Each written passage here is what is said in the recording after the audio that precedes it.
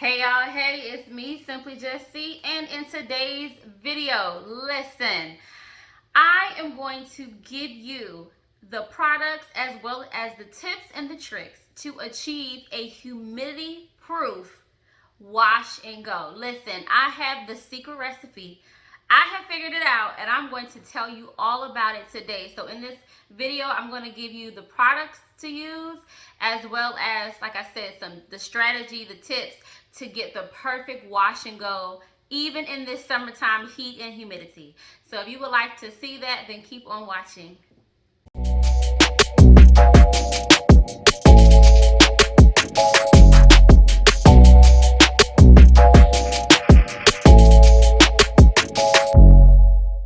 Okay, so let's go ahead and get into it.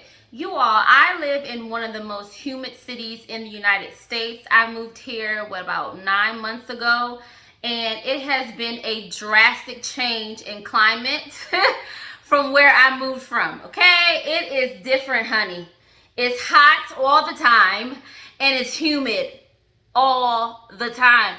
And that really did a number on my hair. Like, it took me a minute to figure out how to do my hair again in this humidity and in this heat. So I have figured out the secret sauce, honey, and the cocktail, if you will, to get the perfect humidity proof wash and go. So listen, let's jump right on into it. So before I even moved here, I actually always struggled with my wash and goes. It would just be so poofy at the top, and moving here only added to my struggle of a wash and go. But listen, I have figured it out, and let's get into it. So on the screen somewhere, I'm not sure which side, but I'm going to have a clip of me showing you what I'm doing as I'm kind of talking it out, so you'll have the visual as well as the audio of me explaining it. So I started on clean, conditioned, and deep conditioned hair. And what I did was last night, after I got done deep conditioning my hair, I just moisturized it. This is my favorite moisturizer. This is the Camille Rose Curl Love. This is really good if you have low porosity hair. Speaking of low porosity hair, I have a whole video on low porosity hair. I'm telling you, go check it out, because I definitely give you some tips for your hair if you have low porosity hair, as well as products to use. But anyway, I put this in my hair and I just put it in some twists, so you'll see that in the clip. So it was pretty much 90% dried today when I started doing this wash and go. You want to make sure you start in sections, small sections. The smaller the section, the better. That was one mistake I was making, is that my sections were way too big and it would just be so poofy. Take your time and work in small sections. So what I did was use warm water. So I just have a spray mister, a little mister. It is so yucky right now because I just did this, but that's okay. I use warm water because that's a trick for low porosity hair of getting moisture in, is to use heat. So I use warm water and I just sprayed the hair, right, to get it a little bit wet. Then I applied a little bit more of my curl milk just to add a little bit more moisture. And then I worked that through with a comb and a brush. You really got to smooth it out. Really smooth out your hair. However your hair looks while you're doing it is how it's going to dry. I used to think, because I would do my wash and goes and it would be poofy. The curls wouldn't be that defined. They were always defined at the ends, but they were never defined at the top. And honey, they are defined now. Okay? They are defined. And I would think that, oh, it'll just dry. When it dries, the curl will get together. No. How your hair looks while you're doing your wash and go is how it's going to dry. So I put in my moisture. I smoothed it out. I brushed it. I combed it very well. Then I went in with the, I believe you pronounce it Ouidad. Y'all got hair all over my products because I literally just finished my hair. So I'm sorry if the bottles look kind of yucky. But you know, when you do a wash and go, honey, product get everywhere. It just gets kind of, messy.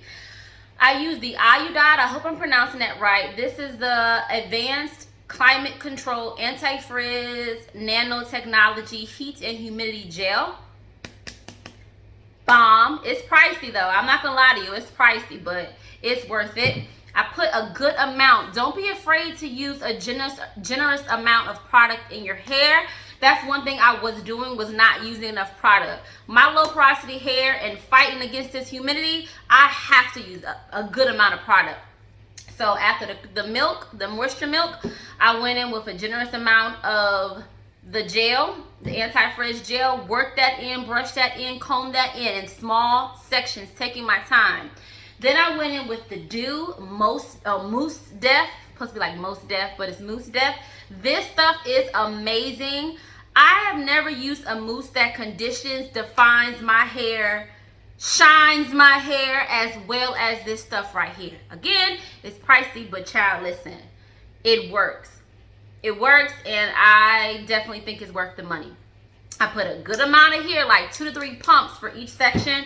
I worked that in, I smoothed it, I kind of raked it down, brushed it. Once I felt my shaft was smooth and I was content with it, it didn't feel puffy, it didn't feel rough, it didn't feel hard, it felt smooth and silky, I knew I was good to go ahead and start shingling it, which is I just kind of wrap it around my finger just a little, not tight, but just a little to kind of smooth it on down. And yeah, I just proceeded to work in different sections after I did that. But that was the process. The milk, the Ouidad, the Doux mousse. Let me look at my notes real quick to make sure I have everything. Oh yeah, another tip. Get your root. That was another mistake I was doing, was I was only kind of focusing on hair down. You have to get the root too with that product. You have to also rake that and smooth that part and kind of coil that part as well, because if not, you're going to get that poof and it's not going to be defined. That was definitely a mistake I was making in my wash and goes, especially in this humidity. Here's a tip. If you're noticing that your ends aren't curling well, I had someone comment in one of my videos and they said that the ends of their hair just doesn't really curl that well. That is a good sign that it might be time for a trim. I noticed as I was doing my hair, my curls, they coiled, but not as much as they normally coil at the end. And I was like, you know what? It's time for my cut. I just remember, like, I am due for a trim. So if you're noticing that the ends of your hair aren't really coiling and curling as much, more than likely it's weighed down and from split ends and things like that, and you need to go ahead and get your trim in. Ladies, listen now. Don't be afraid to get your trim. I know I have a love-dislike relationship with trims.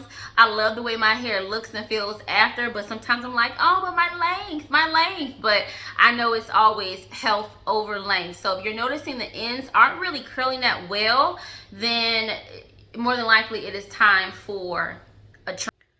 Now, once you have completed your hair, you've worked in small sections, you smoothed it out, you make sure you smooth out the root as well, you brushed it through, you use those products or your favorite products, but definitely these products I just showed you will help you to get a humidity proof wash and go. Listen, I'll tell you how I know later, but let me keep going. So once you're all done, you're going to go ahead and diffuse your hair. So you want to use medium heat, and you want to use low. Have it on the low setting as far as the speed that it comes out. You don't want to put it on high, which is so tempting because you just want your hair to dry. I know, trust me. But if you have it blowing too high, it's going to create some frizz. It's going to really get the hair, you know, out of place. You don't want that. So a tip is to start at the ends, like you've seen me in the clips, or you're seeing me in the clip. Start at the ends. Once your ends are pretty dry, then you can start working at the root. Now, I did not fluff my hair out. I might later go and fluff it out, even though I really don't need to, because it's going to get bigger and get more volume anyways, but I try not to really pick my hair because that is adding frizz. And the frizz will come later on in the week, but my hair will be set like this for like 4 days. I'm telling you now, it will be this defined and set for 4 days with the method and the products I just showed you. So I don't want to manipulate it too much. So I get my volume during the drying process. What I do is I kind of lift, I'll put this in there, my dryer in there, hold it. I also, you know, I lean forward and kind of scrunch up. And I really get the root because that's what's going to get you that volume but still have that swing, honey, okay? So, yeah, that is a trick to not really play with it too much, like to pick it too much. You can get your volume from just your diffusing process, okay? Starting at the bottom, once you feel like that's dry, then go ahead and move to your root. Another tip, your hair must be 100% dry, period. If it is still even a little bit wet and you're going outside in this heat and humidity, especially if you live in a climate like I live, it is going to poof immediately. And all that work you just did, those defined curls will now be poof. I know for me, what would happen is the bottom will still be pretty defined, but this part right here, honey, will get so frizzy and so poofy, like, you know. So it has to be 100% dry. That is another tip, is to make sure your hair is 100% dry before you step outside. You also want to make sure it's 100% dry before you start manipulating it, trying to put it up in a style or fluffing it out. I usually just wear my hair like this for at least the first day. I don't try to do a style or anything like that to it yet because I really want my curls just to set and to be. So I recommend you do that as well. When you're done drying your hair, you can go in with an oil, a very lightweight oil. Y'all, this is my favorite oil in the world, Kemi oil. I used this back in my relaxed days and I still use it today.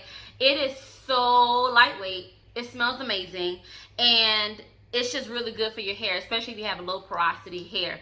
But anyway, I just add a little bit to like my scalp, kind of just the root area and just a little on the curls. I don't put a lot. One, I don't want my hair to be weighed down or oily. And two, the oil is going to break the cast. It'll be like a little cast, a little, not really crunch, but it's a little cast on the hair. But I like that because that lets me know my hair is sealed and that humidity is not going to touch it. So I don't put a lot of oil on there, just a little bit to kind of, you know, give me a little bit more shine and smoothing some things out, but not a lot because, like I said, I want to kind of keep that cast just a little bit on my hair. So yeah, y'all, those are the tips. These are the products. Everything will be listed below. So you would just click it, add to cart, honey, add to cart. I'm telling you, yes, these two right here are a little pricey. This is like $19.99 and this is like $15. They're a little pricey, but listen, they are so worth it. I figured this out. So I went to a Jill Scott concert, and from where I parked my car to where I had to walk was really far. And it was so hot, so humid. But my hair when I got home was still like this, which never happens for me. So I said, ooh, see, what did you do to your hair? What did you do to your hair? And the products I just told you and showed you are what I use. The tips I just gave you is what I use, and that has worked for me. So again, work in small sections.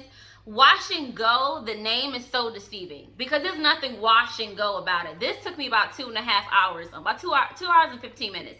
There's nothing washing and going about it, which I used to think, which is why it never came out right, because I would rush it and I would do really big sections. There's nothing wash and go about a wash and go, honey. It takes time, okay? If you want it to be right, it's going to take time. So work in small sections.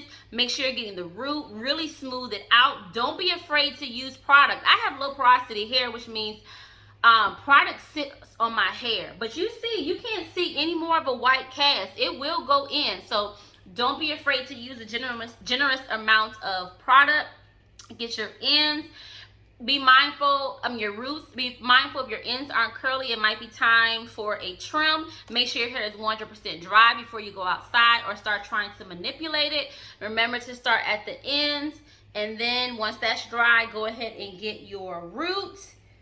And yeah, I think that's about it, y'all. But yes, I hope this video was helpful. Listen, try these products, try the technique, come back and let me know. I'm telling you, your hair will fight up against all this humidity, because my hair in this humidity still looks like this, and I am in love and amazed. Okay?